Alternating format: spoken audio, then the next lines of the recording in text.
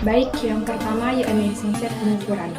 Pengukuran diartikan sebagai kegiatan yang dilakukan untuk mengukur sesuatu, yakni membandingkan sesuatu dengan kriteria atau ukuran tertentu, atau proses pemasangan fakta-fakta suatu objek ukur dengan satuan-satuan ukuran tertentu. Penilaian diartikan dengan menilai sesuatu atau dapat diartikan dengan proses menentukan nilai suatu objek. Penilaian mempunyai arti yang lebih luas daripada pengukuran, karena pengukuran merupakan langkah awal yang perlu diambil dalam langkah pelaksanaan penilaian dan evaluasi pembelajaran. Dalam proses penilaian, ada dua acuan standar yang dapat digunakan, yaitu penilaian acuan patokan atau PAP, atau yang sering disebut dengan norma absolut. Norma absolut merupakan penilaian yang diberikan terhadap hasil belajar siswa berdasarkan skor yang diperolehnya dibandingkan dengan skor yang dijadikan acuan oleh guru. Yang kedua, yakni penilaian acuan normatif atau PAN, atau yang sering disebut dengan norma relatif.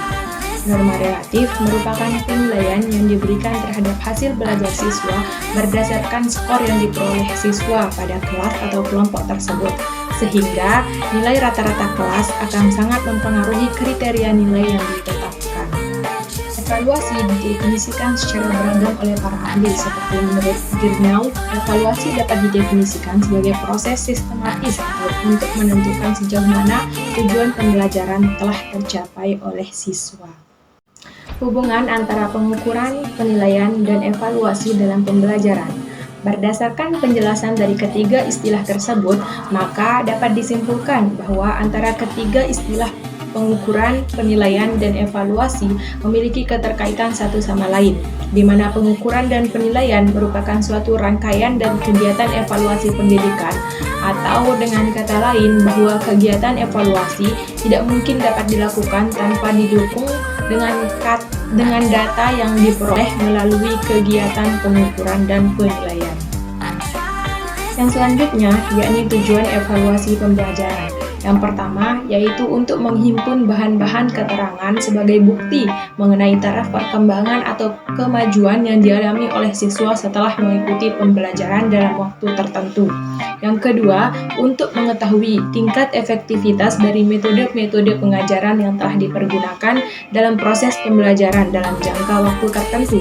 Yang ketiga, memotivasi siswa untuk memperbaiki dan meningkatkan prestasinya. Yang keempat, untuk mencari dan menemukan faktor-faktor penyebab keberhasilan dan ketidakberhasilan peserta didik.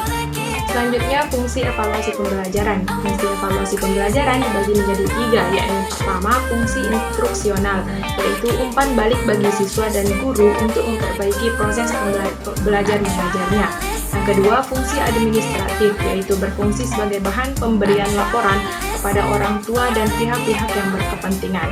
Yang ketiga, yakni fungsi diagnostik, yaitu mengidentifikasi masalah atau kesulitan yang dialami siswa dan sekaligus berfungsi untuk merencanakan tindak lanjut berupa upaya-upaya pemecahan masalah sesuai dengan masalah atau kesulitan yang telah teridentifikasi. Yang selanjutnya, objek evaluasi hasil pembelajaran. Salah satu objek evaluasi hasil pembelajaran adalah siswa sebagai pihak yang menjadi peserta pembelajarnya. Mengacu pada pendapat Benjamin S. Bloom tentang taksonomi tujuan pembelajaran. Tujuan yang harus dicapai oleh siswa meliputi perubahan pada dominan kognitif, efektif, dan psikomotorik. Yang selanjutnya, prinsip-prinsip evaluasi pembelajaran. Dalam melakukan evaluasi pembelajaran pendidikan, ada beberapa prinsip yang harus diperhatikan sehingga fungsi dan tujuan pelaksanaan evaluasi pendidikan dapat tercapai. Di antaranya yaitu pertama, objektivitas, yang kedua, komprehensif, yang ketiga, transparansi, yang keempat, koherensi, yang kelima, kontinuitas, yang keenam, berkeadilan, yang ketujuh, diskriminalitas, yang kedelapan, akuntabilitas, yang kesembilan, validitas, dan yang kesepuluh atau terakhir, reliabilitas.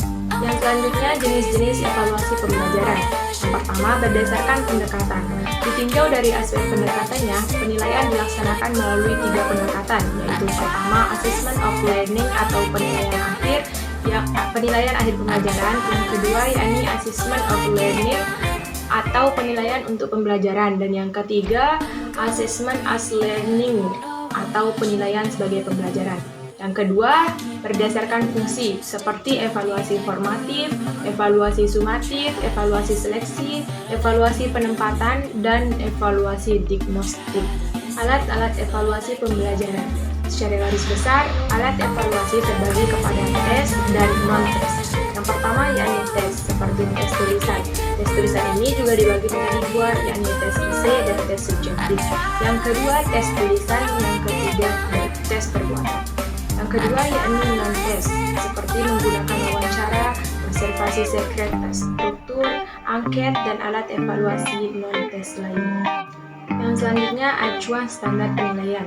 Dalam proses penilaian, khususnya untuk nilai akhir ujian akhir semester, ada dua acuan standar yang dapat digunakan, yaitu penilaian acuan patokan dan penilaian acuan normatif.